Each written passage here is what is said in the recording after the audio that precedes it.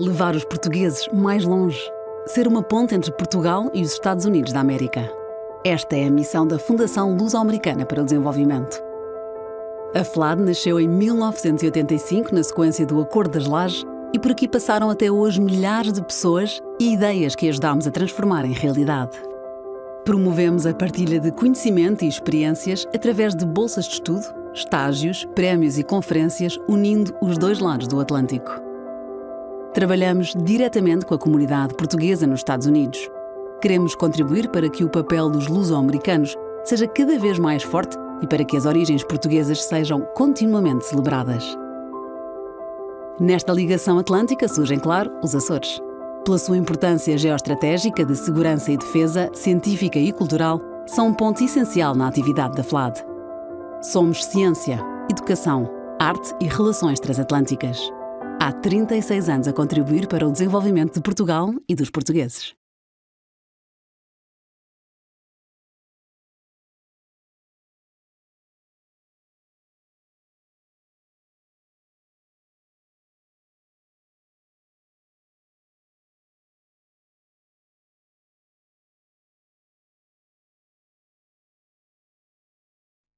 Hello, everyone. Welcome to another session of the PALCUS, Portuguese American Leadership Council of the United States National Conference, quite a bit different this year as we are doing everything, of course, through the webinar series here on Facebook Live as well and other platforms. So good afternoon to each and every one of you. Thank you so much for joining us. We're happy to have you on board.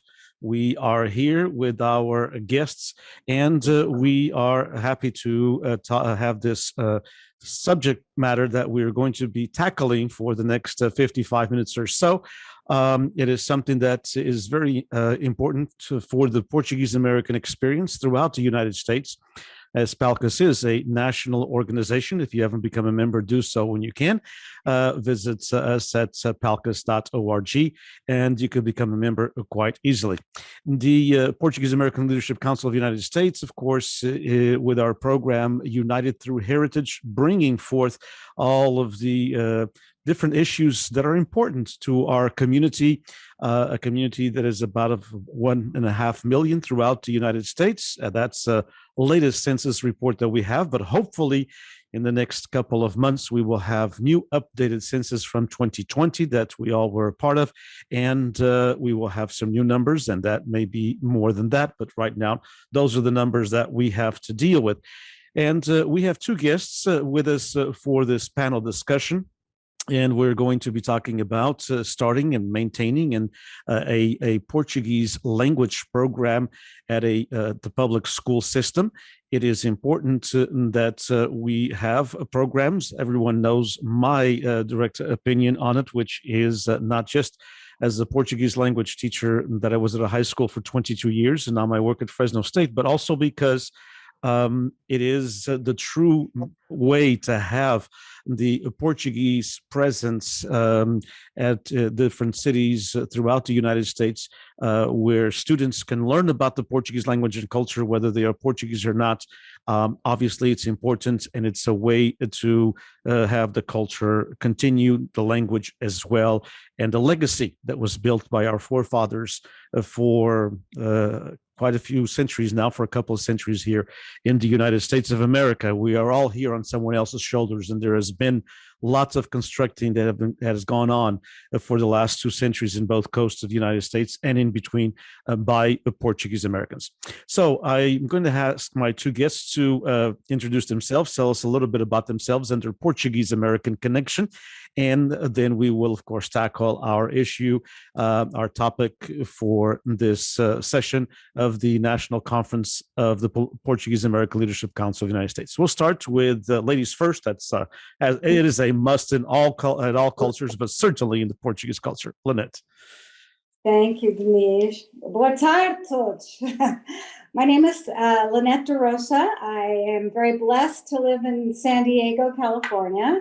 My family, my first generation, my parents came from the island of Pico, Santa Cruz de Ribeiras. And so when I went to school, kindergarten, I just spoke Portuguese. through the years, that quickly passed, but I could speak Portuguese, but was fluent in English as well. And so when I was in high school, I was interested in Spanish. They didn't offer Portuguese in my college courses, but Portuguese was something that I was interested in. And then I met some Brazilian counterparts, and I became very interested in speaking Portuguese, even though my parents say, you need to speak the way we speak. But anyway, so then I received my teaching credential, and I got a call if I wanted to open up.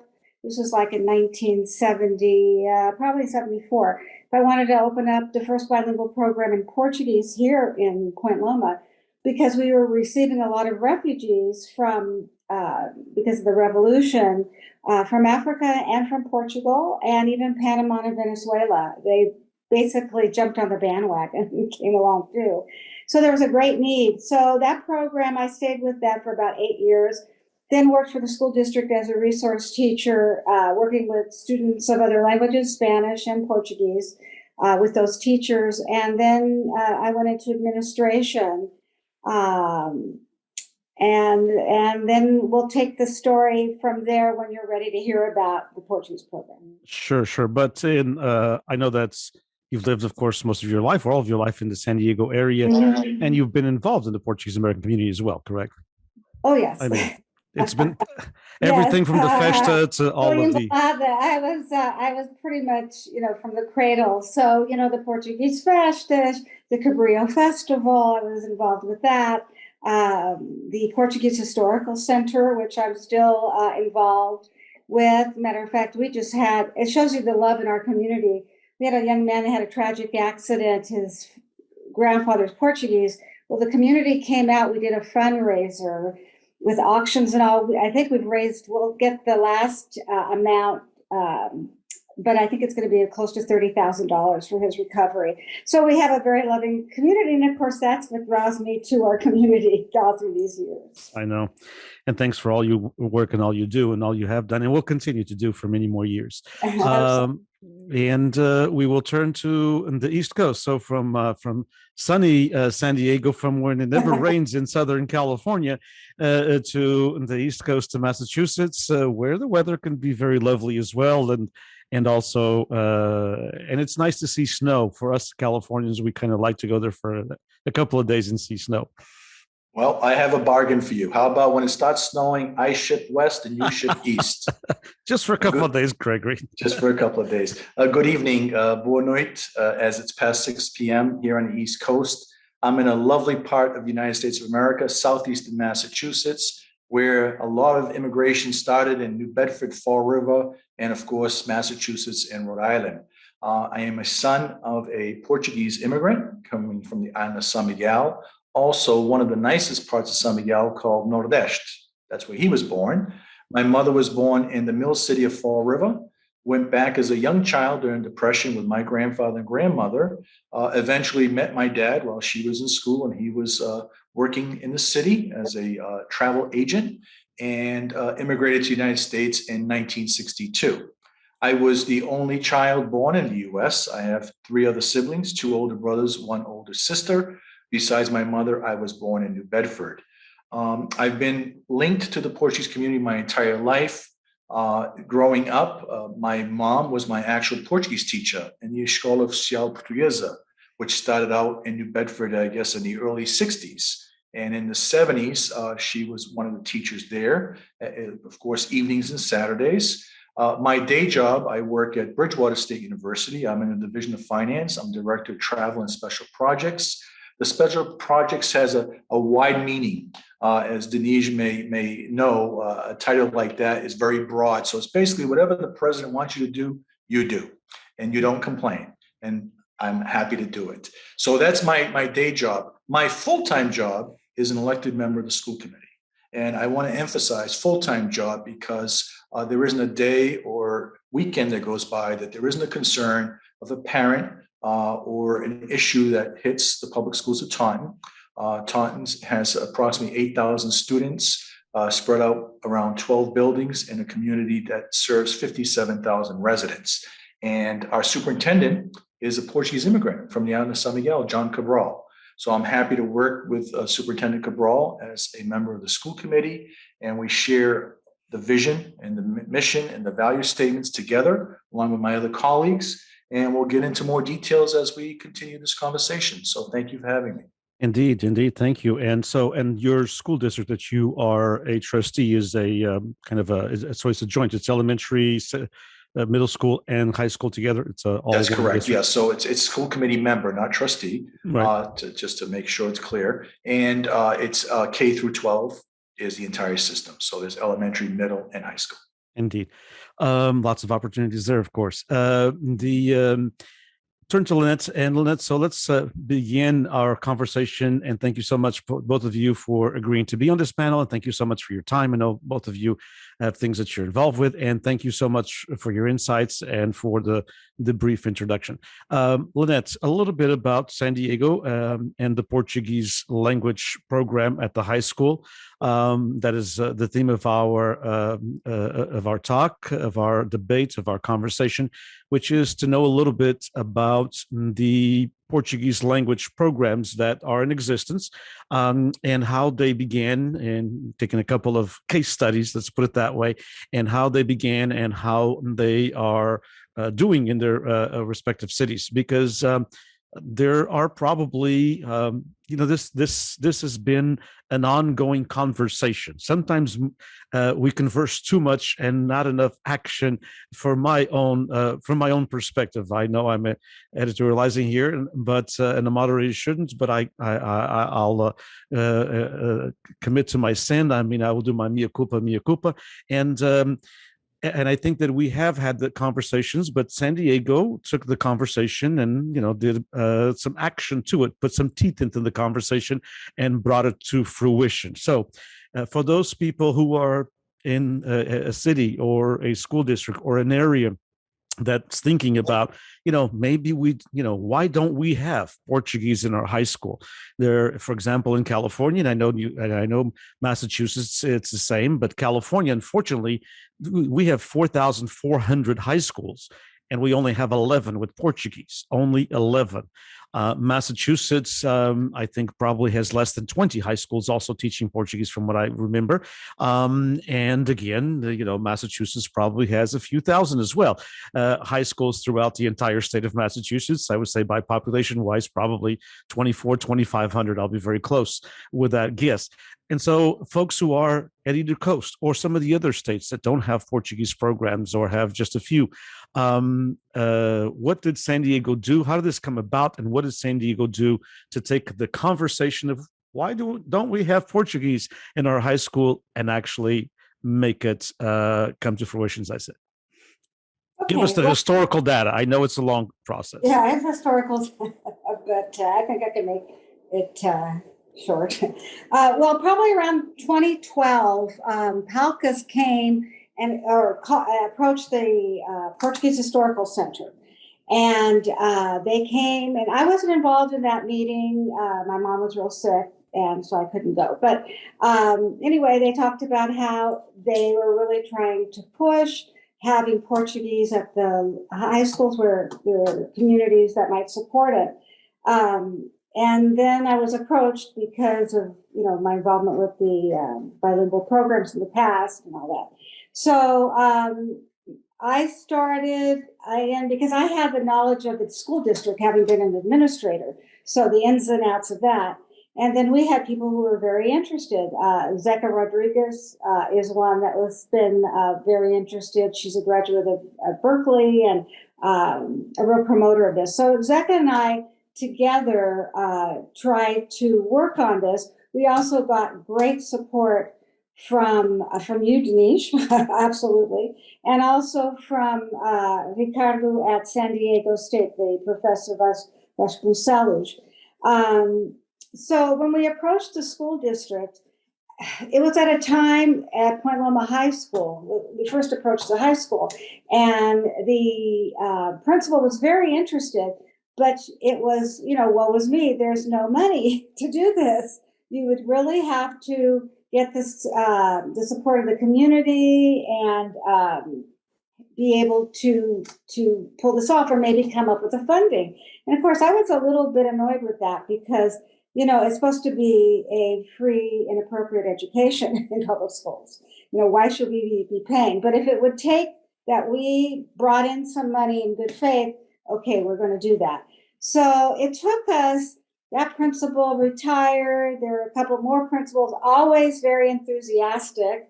The district, again, with the same, even the board members, the representative, very also interested, because the superintendent, who is now our Secretary of State Deputy Superintendent in Washington, Cindy Martin, she was really pushing for bilingual, for students to be multilingual. So we already had in place Chinese, we had in place Tagalog in the district, and so, of course, Spanish and French and German. So it was like, how do we convince people that they need to have Portuguese? And then someone sent a woman by the name of Odette Amarelo, who I didn't know. And so she came and spoke to the Portuguese Historical Center, and she's the one who said to us, well, it's not for the Portuguese community. And it took me a while to really understand that, or to have understood that. And I said, what are you talking about? And to me, it was all promoting it for the community. But then it really broadened my horizons, because it really wasn't. If we were going to sell this, we had to sell it to everyone, and why it would be important that their child take up Portuguese. So for his, as you well know, Diniz, and Maverick, you were the first one to bring this up to us, that in California we have so many Spanish speakers that learning Portuguese would be an easy language for them, and then they would have a different language to be able in the future to use in whatever their future prospects were, in getting into the colleges. And so we started researching more. It varies. Is Portuguese the fifth most spoken, the sixth most spoken, the seventh? But being up there, and then we'd say, why are we offering German and even French when it really is lower on the list? And so we would approach it that way. What can Portuguese give you? Of course, having Brazil and having the other countries, I forget now. It was like 22 countries that actually listed Portuguese as one of their official languages. That seemed to make people interested. And of course, the sports figures, made the kids very interested. So we would go to the local middle school, to the high school, and we would start recruiting. In the meantime, we were having fundraisers, and we were able to bring in, this wasn't overnight. This took us I'd say a good 4 years to bring in the money by doing fundraisers, or actually just outreach letters. We actually did not do fundraisers as far as formal events. We just sent out letters to the community and to the organizations. And we had some families, it was just amazing to us, $3,000, they would offer us because they had grandchildren that they wanted to see learn Portuguese. Now, that was from our community. But anyway, so we were able to present to the school district eventually $30,000. They said they only needed half. They would keep it for 2 years. But now came the problem of finding the teacher. And so, finding the teacher. We also, by the way, did we call it a survey monkey, where we sent out to the school district, the feeder schools, if they'd be interested in having their children take Portuguese. And that, they were amazed how many people responded to that. So, and that was positive. So we started looking for a teacher. It wasn't easy. We only had, and of course, the union, is supervising this, and the district has to make sure they dot all their I's and cross their T's. So they had about 4 to 5 people that they went ahead and interviewed. We were not part of that. And they selected a young man, which is very popular in the community. His background is mathematics, but he spoke fluent Portuguese and had an interest in Portuguese and was willing to take the coursework he needed to make him an official Portuguese teacher. In the meantime, by the way, we were working on the course study and making sure it would get approval for A through G. I mean, there were so many hoops to go through. but we were, we had quite a bit of support. Anyway, the young man started with Portuguese 1-2, semester 1 and 2, and he was very popular with the students. He was a soccer coach. He was a really great math teacher as well. That's how they paired him. And so it became even more popular to be in his class. And then right now, I went to look at the course study because I haven't talked to him since school opened in September. I don't see 7-8. There might have been an interest in that, but I don't see it. He's very interested, and I want to put it out there.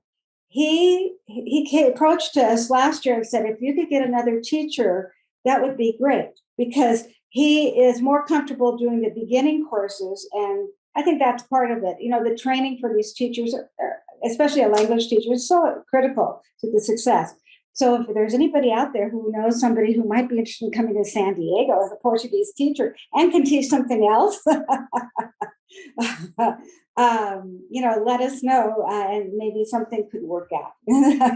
That's the secret right there. So just before I turn to Gregory, so basically, there were, from what I gather, there's a multitude of things that happened. It did not happen overnight. It was like a 4 to 5 year process. And the key to it was the Portuguese community kind of put in some seed money, let's put it that way, to help out, to show that it was willing to support. And you found a teacher that could teach something else. In other words, he could start a Portuguese 1 class, one class or two sections of Portuguese, but then he had a job teaching math the other sections. And so the key was also finding a teacher that could teach something else, because and that has happened all throughout. I mean, as you probably remember, a very good friend who has been in the Azores for 30 years now, Humberto Freitas, but he was a high school teacher before he was a professor at the University of the Azores. And Humberto, in his first years, even when Artesia, the Southern California area, that area of Southern California was very, very, very Portuguese, Humberto taught Portuguese and social science.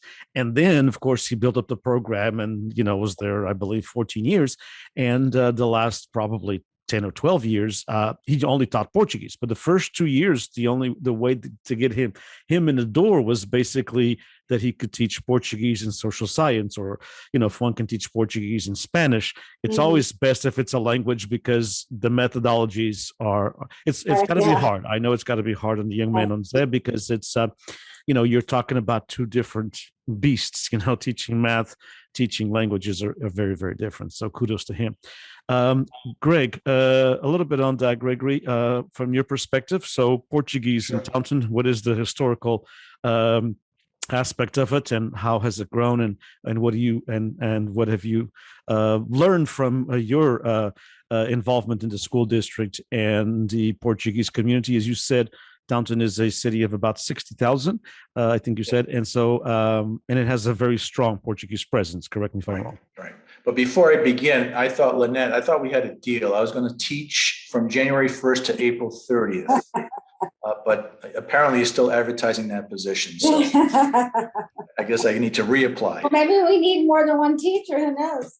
Okay.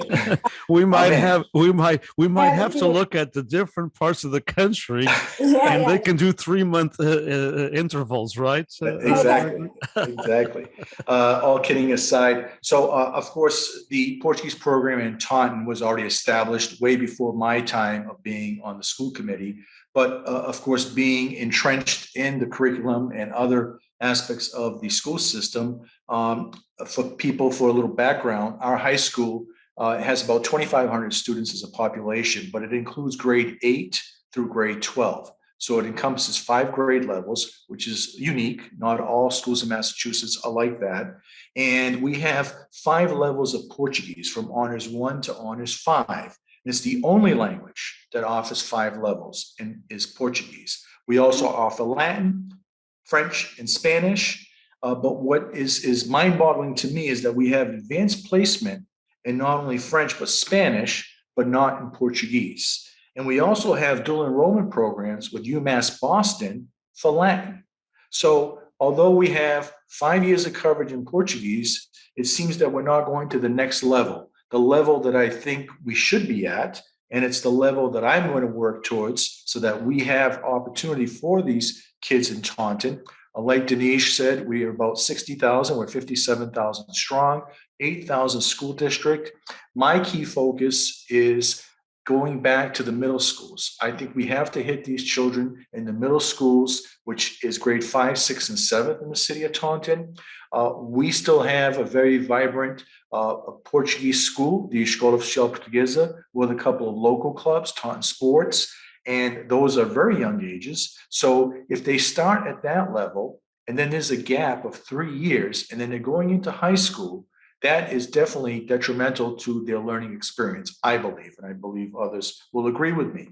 So it's my mission, my focus to continue not only offering these levels of Portuguese at the high school level beyond the traditional 1 through 5, but advanced placement and dual enrollment programs with universities, which I think is an absolute wonderful opportunity. So the discussion has started. 5, 6, and 7th, we have done some background work. We understand that we need approximately 2 teachers per middle school. So we're talking about 6 teachers total. They can be interdisciplinary, like the math and Portuguese teacher that Linette keeps speaking of, or it could be Spanish and Portuguese, but it's doable. The budget isn't a concern. I believe in community partnerships with anything from banking institutions to food service companies. The money's there. That's not my fear. And like Linette put example out, if we need to go out and raise money in the community, we can do that too. But we shouldn't be doing that. We are a public school. We are a public school system. It's free access to every student, and it shouldn't be, if you want something, you got to pay for it. Absolutely not. But we can depend on private philanthropy because a lot of these families have monies in banks and they do trade with all these different companies that exist that also do trade with the public school system that can help support this too. Now, in Massachusetts, I believe that I'm very proud to be here in Massachusetts. We all know the story of Horace Mann and Bridgewater State University, to Teachers College. We need to continue that mission. And it's part of our mission and value statements, okay? Not to be ministered to, but to minister. So we need to take charge. We need to have a wraparound service. Go back to the 5th, 6th, and 7th grade, the middle schools. Go into the high schools and continue on to the college level. And now I'm not here just bragging for Bridgewater State University, which I work at, but any public institution, and privates too, but privates have a little bit more resources. They have endowments in the $40 billion range and billions, where we have $50 or $60 million in endowments, which is kind of high for a public university in Massachusetts. So the work has started. I've only been a member. I'm completing my 4th year in December. Hopefully I get reelected in November so I can continue this work. I think it's important. I think we can make a East Coast, West Coast challenge. That's possible. We need to there's strength in numbers, right? We know that. And the one thing I want to mention is, even though I'm very proud of being Portuguese, we have many organizations that are now dwindling down. The folks that started these organizations, the old folks, are dying off and getting too old. The younger generation isn't there. They're not there supporting it. Now, I'm not talking about the group folklorics or making malasadas on a Sunday morning. I'm talking about the typical culture, the embedding it in the society, because it's the Portuguese that made a lot of Massachusetts and other parts of the world too. So I'm going to stop there. That's where my passion is. So I don't want to continue on and take the rest of the 30 minutes talking about Massachusetts. So I'm going to cease for a little bit. Thank you. No, please do. Please do. Actually, I want to pick up on something that you said, which is, but as a school board member, because that is one of the things, and Linette has been involved in these discussions because she's involved. I try to pull her in every single discussion that we have about the Portuguese American community, whether it be education, political, and all of this ties in. because as a school board member, and obviously you're a little bit biased because you are a school board member, but objectively you're also a Portuguese American born in the United States, which is Linette. And kudos to PALCUS, because this right here is basically a archipelago panel. I mean, we have Pico, Terceira, and São Miguel. I mean, you can't have better than that. And so the idea that we need political representation in order sometimes to achieve some of the things that we need at an educational level.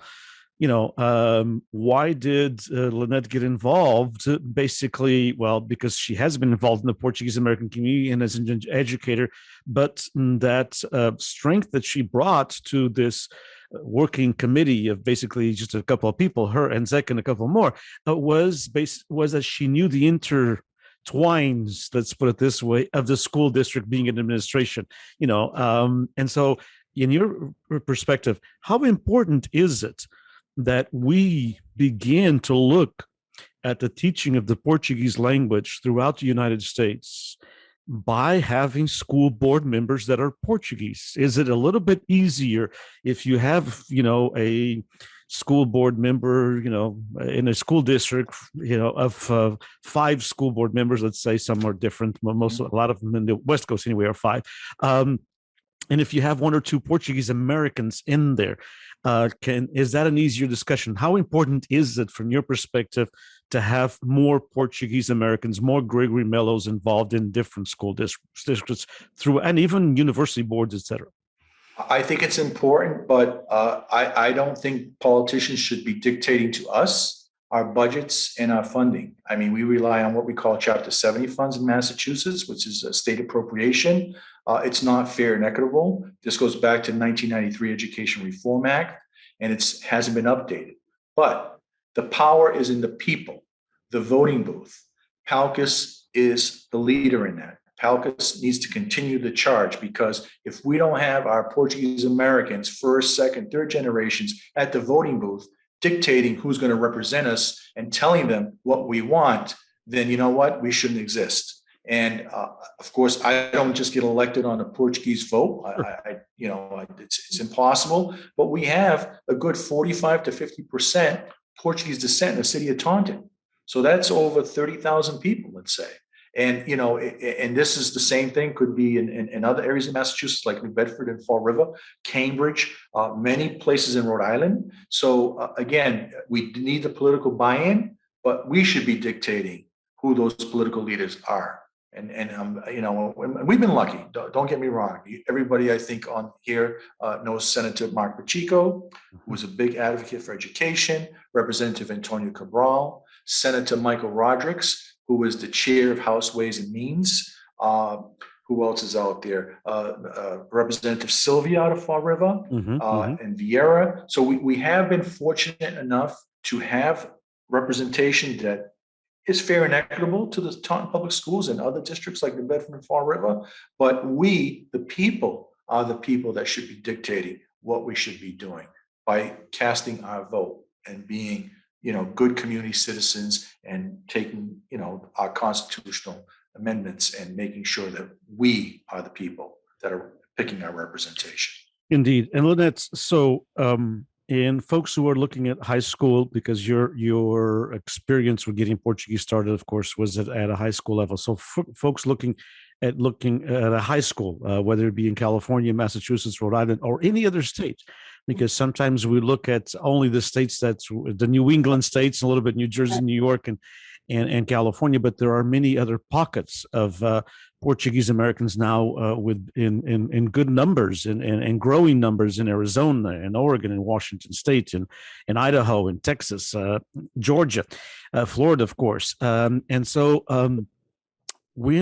if folks are thinking about getting a Portuguese program started because they'd like to have it available for their children or their grandchildren or their nieces or nephews, and they are of Portuguese background, how important, in your perspective, is to take that seed that Odete Amarelo planted when she spoke with you and the group in San Diego quite a few years ago, about how important is that seed so folks are interested in the Portuguese language because they're thinking of their children, grandchildren, relatives, etc.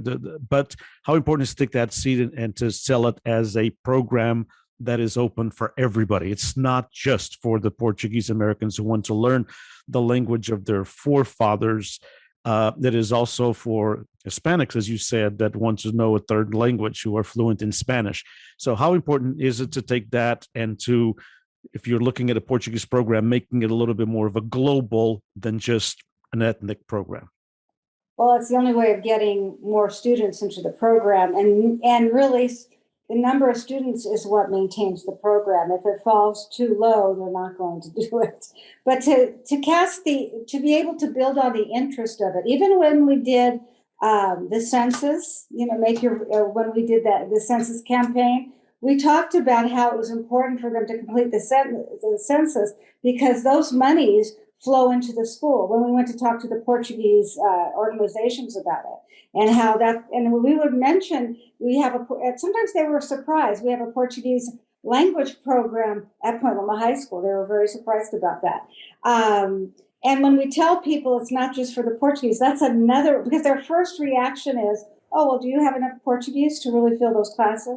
And when I say it's not for the Portuguese, they kind of stand back. They're kind of surprised with the answer, as I was. So it's crucial. I mean, if we didn't have that, I think it's really for anybody who's interested in starting a program to see if they can identify, if they're not from the school district, to find a liaison at the school district or at the district level. We were fortunate that he wasn't Portuguese, but our board of education rep was very interested that we would do that, and we would have meetings with him as well. That was one of the first things we did to continue to push for it. And when they know it's not just for the Portuguese, they are more interested, I think, because they know it can bring students in.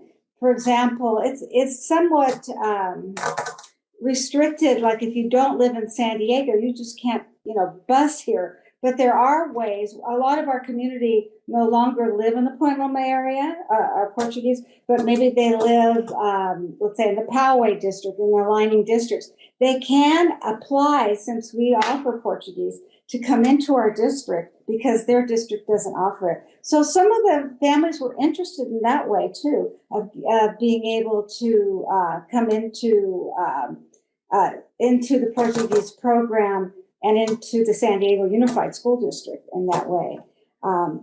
And even within the school district, do some kind of an intra-district crossover, because that school offers something that I want my son or my daughter to take. And of course, those districts don't like that because that money follows the student. So yeah, exactly. But we have had a few students in that category, and then they stay with their grandparents, or it's just not an issue. Well, and that's a win-win situation. What grandson or granddaughter doesn't want to stay with grandma and grandpa? Where you can get away with everything. Also, I just want to mention something. We started with high school, but we know that there's a need to have interest at the middle level. So we were just starting that pre-COVID.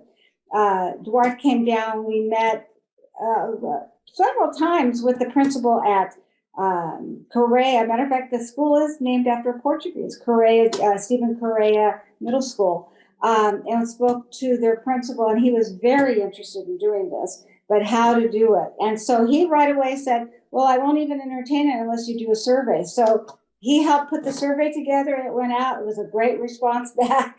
And so he goes, okay, let's look at this. So we were going to do it more like a wheel, not actually offering the course as a unit for credit, but more of a wheel for the exposure. But then COVID hit. That was it, and it was just we haven't picked it up again since. Sure. Hopefully in the next few months or next year, it can be picked up, because indeed it does need to be expanded. But sometimes it does take, starting at the high school level, and every state is different. Obviously, Massachusetts is different than California, but in California, unfortunately, most of the students, when they get language exposures in the high school, they don't get that. There aren't that many what we call junior high schools teaching, intermediate schools teaching Portuguese or any language, Spanish or any language, other than the dual immersion or a couple of other programs like that. So it's at the high school, and our issue, of course, here in California is only 11 out of 4,400. I mean, even if we had 40. That would only be, less than 1% of the high schools. But right now we have like 0.00025. So it needs to be increased. Gregory, of your situation and of what you see, of course, around the entire Massachusetts area, do you see also that you mentioned something about the community, which is a situation that is all over. It includes California, which is the organizations are all facing lots of different challenges. With immigration in California ceased about 40 years ago. I think there to your area, probably maybe about 20 or 25. And so we have an older generation that is no longer with us or is getting to the age where they do not want to or cannot be involved. And the younger generation looks at things different, and demographically, they're also different. They go to other areas, as Linette said, not every single Portuguese in San Diego lives in Point Loma or that area like they once lived. Now they live in different parts, even if they've stayed in the San Diego area. In Massachusetts, how do you see the Portuguese language? I know that you have contacts with other school districts, with other folks and around the community. Your family's very active. And so how do you see the language? And do you see also this growth that you're beginning to look at the junior high level, in your case, grades 5th, 6th, and 7th? And do you see a little bit more of a working relationship also between the heritage schools, the community schools, and the elementary and the public school system? What are your thoughts in that aspect? Yeah, so to Linette's point about the money following the student, we call it school choice here in Massachusetts. And we have many surrounding towns that are the suburbs, where you move out of the city and you go into the suburbs and build your house with a white picket fence and the dog and the cat. And but those school districts don't have the great, powerful football teams, or they don't have the ROTC programs and other programs that kids are interested in. So wouldn't it be nice that if we had this beautiful Portuguese flow from middle school to high school with all the advanced placements with dual enrollments, that we can now use that as a marketing tool for school choice? And yes, it's very favorable for us because the money follows the student, but yet we don't have the burden of these students as far as, using services like police and fire and so forth and so on. So it's a win-win for the school district. So to get the message across, I think, these social clubs that are dying off and so forth, it's folks like me. I'm not a young pup anymore, but I've taken initiative through the university to have a weekly program on the Portuguese channel, which used to be called Canal 20 here in southeastern Massachusetts, which has been around for many, many years. So I do a weekly program called Educação e o Seu Futuro. Now, my Portuguese is decent, but sometimes I struggle. But you know what? Everything goes well. And I have guests on there, from politicians to superintendents of schools. I just had today an interview with the interim superintendent of schools in Fall River, Maria Ponch, who was an immigrant from San Miguel. My superintendent, John Cabral, immigrant from San Miguel. So it's these stories that have to be told, have to be categorized and shared, because we have to make sure that the population understands that anybody can do what they want to achieve, and the tools are in their hands. Let us help you with those tools. Let us facilitate. Let's get this going. And you know what? If we have 10 social clubs in the city of Taunton, maybe we should have just one, but unify it and make it strong and continue those traditions. Now, and I don't want to exclude the French and the Spanish or any other population, but we have that great history of, southeastern Massachusetts. I'm only speaking for southeastern Massachusetts, where the mills were filled with hundreds and hundreds of Portuguese immigrants that made folks very, very rich, okay? And unfortunately, those jobs went by the wayside. So we need to have other opportunities There's other opportunities in New Bedford, the Discovery Learning Academy, I believe, or Language Academy that just started with Jimmy de Melo, a wonderful philanthropist that is taking upon himself to help that situation. And it's growing. It's growing. And does somebody from Taunton want to get in a car and drive 25 miles to go to New Bedford? Well, maybe if we had a bus going down and we could offset the costs. There's many creative ways. I'm doing my part by doing this weekly show on television, which has been getting some rave reviews, by the way. As a matter of fact, they want to renew me for 12 more weeks, but time is limited. But it's important to the community, and that's the message we need to get out there. Continue the strong traditions of the Portuguese, and not excluding anybody else, but we are quite unique, don't you think?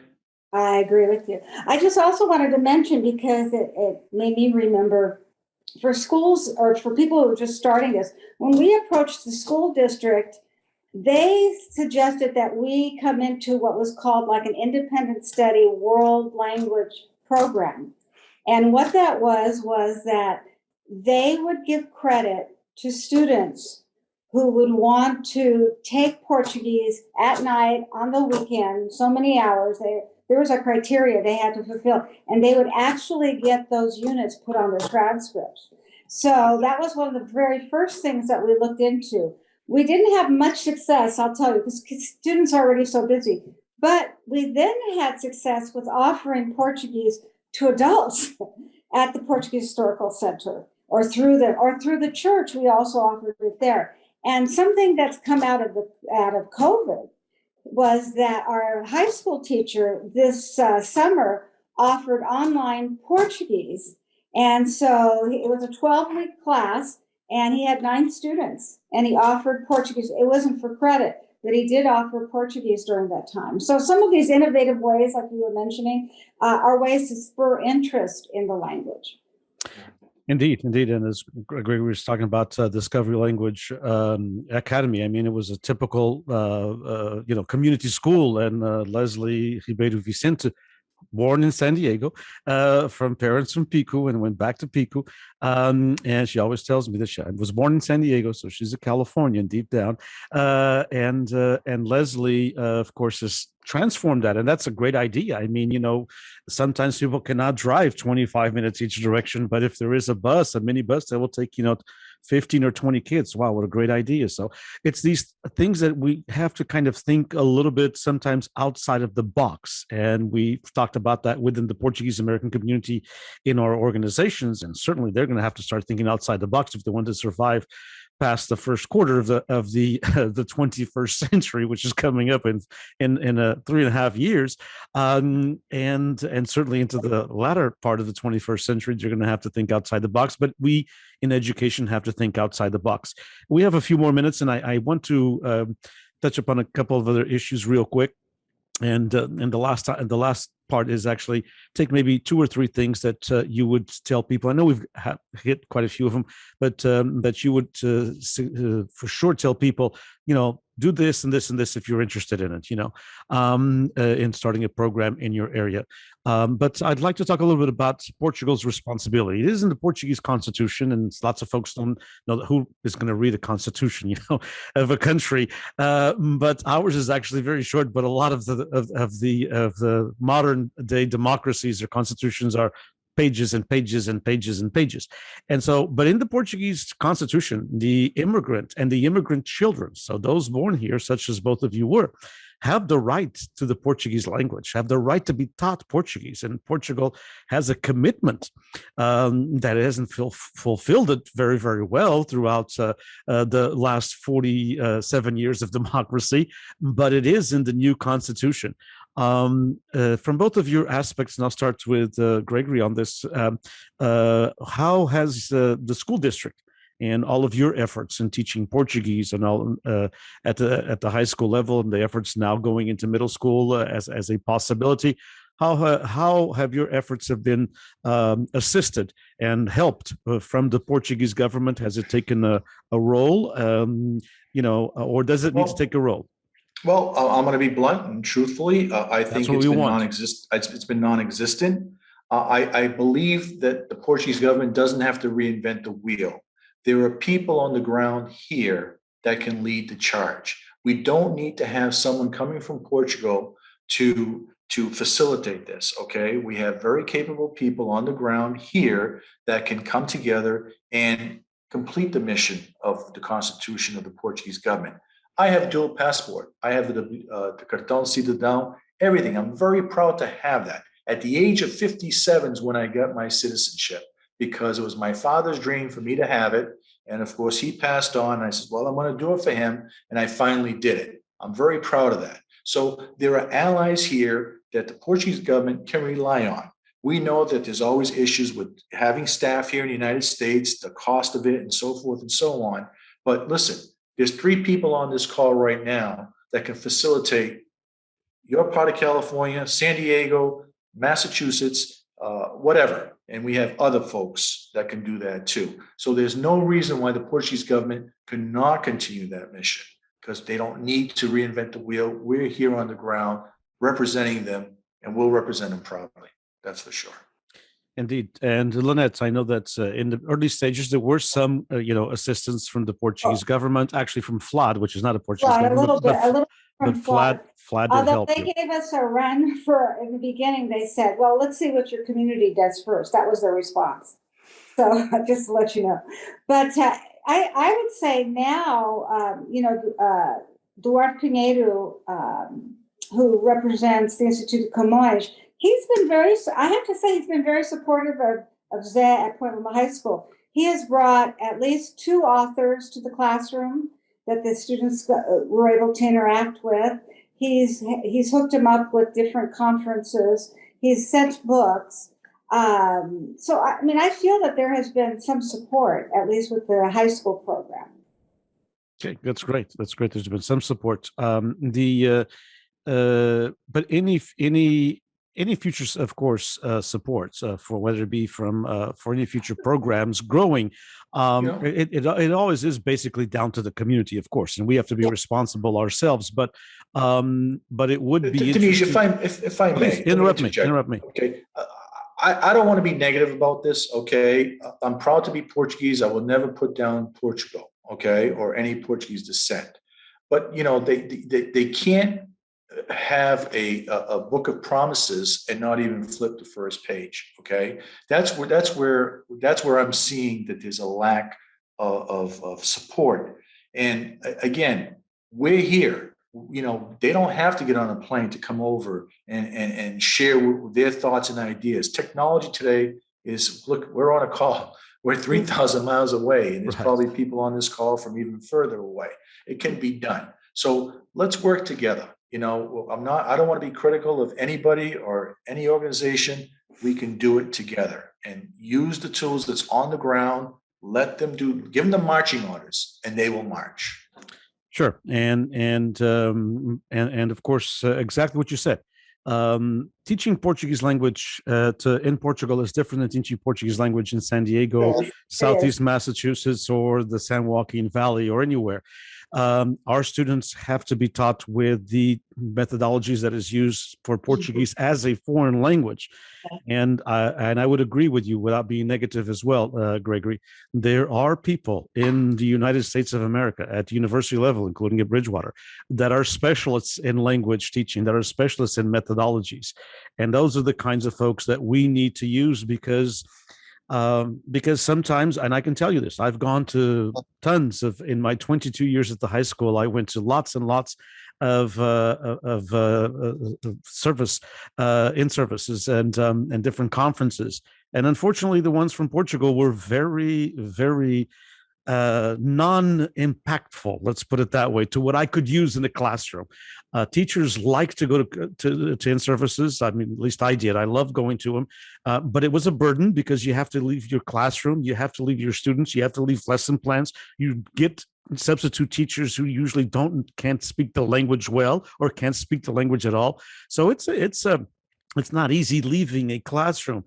And when you go to a class and when you go to a conference, whether it be online or in person, for what your train of thought there, Gregory, was, and you don't get the tools that you need to practice in your classroom, that you can come back the next day and at least use one thing and feel good about that.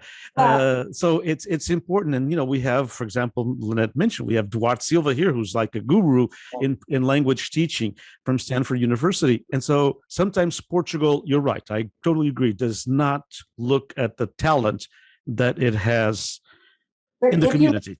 If you recall, just real quick, years ago when the Luso-American Education Foundation, that's where we first met, Diniz. It was a real hands-on, practical. The teachers would come together. We would be cross-teaching, holding workshops. It was really good. It was that kind of, I'm going to take this today and use it tomorrow. But, the programs aren't as large to offer that as they did. Sure, indeed, but I do believe that online is a great way to do things. Yes. More and more, but Portugal does need to understand that our teaching of the Portuguese language in a California, Massachusetts, Rhode Island elementary, high school, or university level is, of course, much different than it is in Portugal, because we're teaching it as a second language, and we have to teach it with the identity of our students in mind. So, if I'm teaching a class and 60% of my students are Hispanic, I have to be cognizant of that identity, and I have to make connections between their identity and the Portuguese culture, where they feel positive about learning that language, because, hey, we have that in Mexico as well, or we have that in Colombia. And so the connections that one makes, that at times, the folks in a very in a society that's not a multi-ethnic and multi-racial as we are here in the United States, sometimes don't have those connections. My other question is, and I'm going to promise you that we'll end quickly, is in the essence of how important do you feel? And Linette has had this education, this experience for many years as a school administrator, as a teacher, as involved with the Luso-American Education Foundation. One of the issues that Portugal has done, unfortunately, it's invested a lot in higher ed, what we call higher ed, or in university, sometimes with lectures, from the Institute of Camões and everything else, but very little at the elementary and at the secondary level. And I think that's kind of like constructing the home, as we say in Portuguese, portanto, construir a casa começando pelo teto. So beginning with the ceiling, because one of the reasons sometimes that our universities do not have the number of students that we'd like them to have in Portuguese language programs is because they're not learning it at an elementary school or a high school. And students tend to continue in a university the language that they have some familiarity with. It's the language they've learned in a high school setting or in an elementary setting, because they've been in high school or in an elementary setting for 2 or 3 years. So they have, a little bit of working knowledge with the language. And of course, at a university, it goes at a much faster pace. So they usually stay with that and stay with that language. So I believe that if we want to have more and more students taking Portuguese at the university level, we must build a house from the ground up. And that is one of my concerns. I'll start with Linette. How important do you think is for us to have more programs? The conversations that you began to, hopefully you'll start next year again, or restart having it at the elementary level, and even areas that in Southern California, for example, Artesia has not had a Portuguese program since Humberto left. And Humberto left in 1991. That's 30 years ago, and it was the program led by Lingual Education. It was a star in the Portuguese, in the Portuguese universe in California. Chino does not have Portuguese. So in Southern California, the only place that teaches Portuguese right now is San Diego. So how important do you think is for these communities to kind of look at themselves and take San Diego and lead, so we could have more students at a higher level? And second of all, from your perspective, and I know you can't speak for Zeka, but from your perspective and Zeka's perspective, if someone in another community in or outside of California is ready to begin this process, are you willing to kind of give them some advice on one-on-one? Of course, whether it's what's happened most recently or 40 years ago, it was really those teachers from the Artesia. It was teachers from the East Coast. I went to the East Coast I'm trying to, from New Bedford, we would glean materials wherever we could get them to get started. And I'm just really hopeful that we can do middle school, and then from there, because we have, I think it's at least 8 feeder schools into the middle schools. So it's into the one middle school. So it would be kind of hard to start elementary without really doing. I think we need to continue our efforts with the middle before we would look at elementary. Not that it's not important, but we'd have to be a little bit more strategic about which elementary to do that. And we also have to look at our staffing to be able to do that too. Yeah. Gregory, your thoughts on that? I agree with Linette. I think the middle school is definitely the place we should start. Not that elementary isn't important, but I think middle school is where the resources should be allocated. And I just want to conclude by take a group of students to Portugal, whether it's the Azores or mainland, on a travel course, okay, where there's some curriculum involved. And I don't care if you take 10 or 20 students, they're going to come back and say, wow, I didn't know this was what it was. So, there's got to be intercambio of the lungi, surgeon, and all that stuff that exposes Portugal to. I was fortunate to lead a study course with a professor in education, and out of the 12 or 13 students we had with us, there wasn't one that came back that wasn't flabbergasted with what they saw and learned. Okay, so lots of good advice. Of course, for those of you in different communities, please reach out to us and to PALCUS, and we'll get a hold of either Gregory or Linette. So lots of different, be cognizant that you can have some help from Portugal, but it has to be the community taking a step. It has to be a community endeavor. Try to do that. That is a really good point. Even before you begin a Portuguese language program in a high school, if you can have a Portuguese club, it's like a heritage club that kids meet up during lunchtime, and you can get 25 or 30 students involved in the club and take them to Portugal. Make that as like a year project. You fundraise during that whole entire year, so the next summer you can go to mainland Portugal or the Azores or Madeira, anywhere in Portugal for 10 days, let's say, and they'll come back wanting a Portuguese language course for sure. So lots of different good ideas. We hope that they've been important for you. We hope that all of you enjoyed this 1 hour presentation about the Portuguese language and some success stories in both southeastern Massachusetts and also in Southern California. And that can be replicated, and that needs to be replicated, because although the Portuguese language is really prevalent, and we are fortunate because we have folks like Gregory and others in Massachusetts, but I'm sure there's other school districts that don't have the thriving Portuguese program and prospects for even a bigger program in the future that Taunton has. But there's many other towns throughout Massachusetts, Rhode Island, Connecticut, New York, and of course, New Jersey and Florida, and here in California. It saddens me that we have 11 schools. It just saddens me that we only have 11 schools, because if we just had 1%, it would be 44 schools. But in order to do that, it's going to take a lot of community involvement and hopefully coaching from folks like Gregory and Linette. So thanks to both of you for spending this 1 hour with us. Thanks to all of you for joining the PALCUS Portuguese American Leadership Council of the United States, the webinar series for this national conference for 2021. Take care, everyone. Thank you. Thank you. Thank you. Boa noite para todos. Boa noite.